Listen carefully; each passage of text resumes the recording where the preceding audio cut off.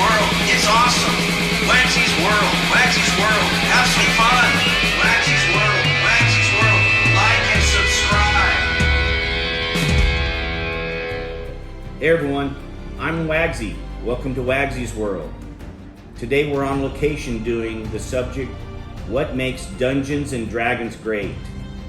Well, I'm not sure what makes it great, but I know a lot of people think so.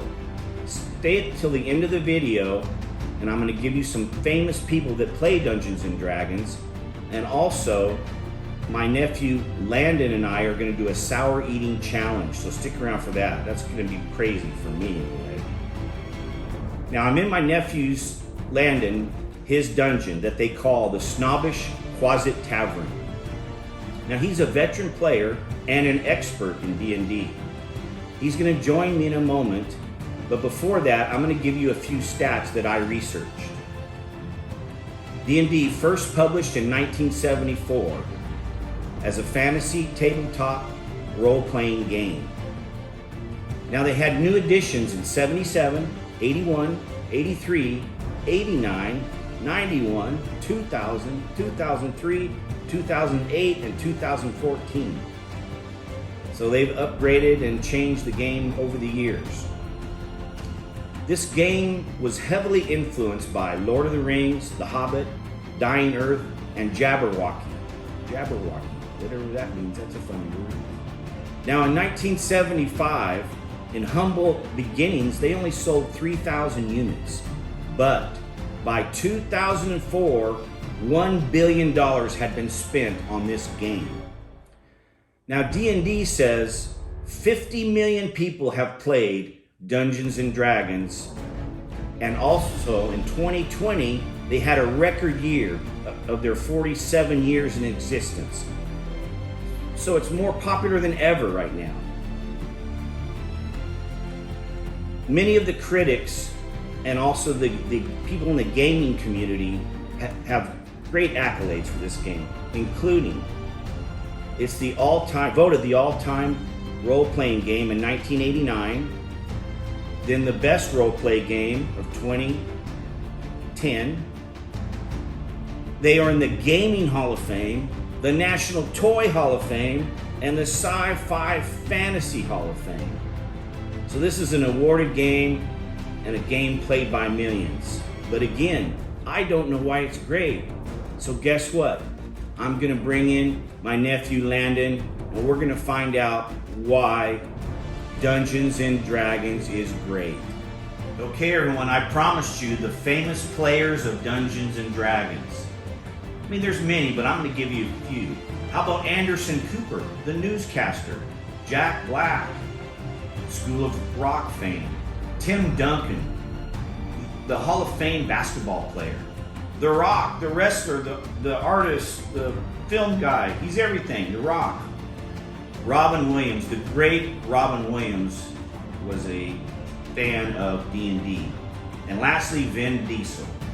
So that gives you a few famous people that love this game. Okay, now I'm gonna invite my nephew Landon in here in the dungeon. Come on in, Landon. Hey, good to see you, buddy. Yeah, you too. Yeah, have a seat here. Alrighty. Awesome. Yeah, your place is really cool. I mean, I love it. I love it. I love it. Yeah, it's fun to play. Yeah, I bet. You know, let's get right into it. I want to ask you about D&D. Describe to me the beginning, middle, and end of the game, please. Well, I guess I can go back to when I was a new player. Starting out, you start with gathering a bunch of friends, get them all together, and start theorizing what kind of character you want to play. Okay. Yeah, so there's a lot of different options with that. You and your friends kind of work together to decide who's going to play what role, and once you dial all that in, there's all the mechanics that go into it and everything. And then yeah, you just start the game. It's pretty simple as a player.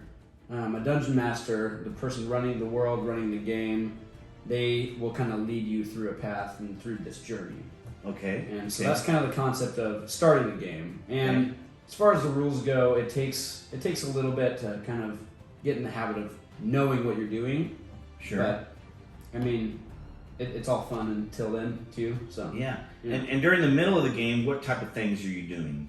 in the middle of the game, man, it's different every time you play. Okay. From slaying a dragon to going shopping in the city of Waterdeep, or on a ship trying to travel from point A to point B, and who knows what you might encounter. So just like life. Just like life. Different things happen different days. Yeah, and the only person that really knows what's happening is the dungeon master, Okay. up until the players are informed. And is that typically a veteran type of player like yourself? Yeah. I mean, usually the dungeon master is the one person that kind of stands up and goes, I'll do that. But I mean, there's also a lot of people who enjoy playing as the dungeon master as well. Okay. I've done it a few times. Sometimes my friends will actually take turns and kind of shuffle around who's doing what role. So. Okay. Yeah. As we're talking, I'm going to be putting in some pictures of some of your work here at the dungeon. Some of the tell me about some of the characters you create. Well, that's the other side of the hobby that I kind of really enjoy. The part that actually got me really into it is the painting aspect. Okay. We have tons and tons of these miniatures of creatures and characters, and I like to take it upon myself to buy them just plastic, prime them, and paint them up to whatever we want them to look like. Oh, cool. Yeah. So it adds an extra element to your guys' game and your atmosphere. Right. you know? Right. Now, is there an end of the game, or how does that work? So that's funny. No, there's not. The game doesn't end. I mean, unless you have a resolve to whatever quest you're on or whatever Okay. you're doing in the game, I mean, the choice is yours. The campaign that we've been playing, it's been going on for about 3-4 years now of playing the same characters and Okay. the same roles, the same quest. And who knows, if that quest ends, there might be another one for those characters, or we resolve it and maybe start anew. Okay. And who is the creator of D&D? I believe it's Gary Gygax who originally started it. There's a few other ones. Back in '74, like Yeah, I saw yeah. earlier. Yeah. And there's many different planes or worlds that you can play in, and Okay. there's other creators that kind of joined in on that. And that's some of the new additions that I talked about Right, earlier. right. Okay, got you. Now, can you describe the types of characters and the role-playing aspects in a little bit more detail? Some names of characters and what they are. That's the fun of the game. Okay. A lot of people going into this, they think the game is about roll some dice and see what happens on the map, on the board in front of you.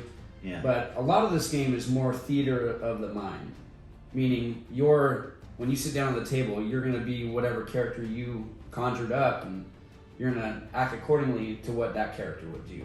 So, for Okay. instance, my character, Shay Galanadel, is a wood elf, and he is a druid, which is... Is that why you have the ears? That's why I have the Okay. ears. That comes together.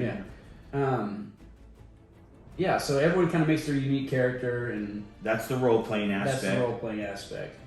There are some characters that have become more iconic. This hand right here belongs to one of the big villains of the game. He's Okay. a lich. Lich. Yeah, it's Okay. there's a lot I can go into about it, but this is like the powerful hand that he has. So He's Darth Vader? I mean, yeah, might as well be. something It's a like big that. bad. Yeah. And how about this guy right here? This is Drist de Erden. Okay. He's a drow, which is a dark elf, and he's actually one of the most iconic characters. He would be like your Luke Skywalker from Star Wars. Okay, gotcha. He's in I have a big stack of books over here, Yeah. and he's in all these books from the 70s till now, just being written as this character. So Wow. yeah, Very iconic then. yeah. He's everybody's favorite. So Now, what does this do? What is this? that would be a wand or a scepter. A wand and a scepter. Yeah. Okay. So, like a wizard would have it, or a sorcerer? Or? Right, of course. I always wanted to be a sorcerer. Oh, it'd be fun. Magic Yeah. would be the best. Okay. Landon, for my final question, what this show is about, what makes D&D great? Well, I've thought about this question quite a bit, Okay. and I'd have to say it's the perspective of this game. Whereas most other board games, you sit around with friends and you roll dice or do whatever, play cards, and then you remember it as, oh yeah, remember when we played that game?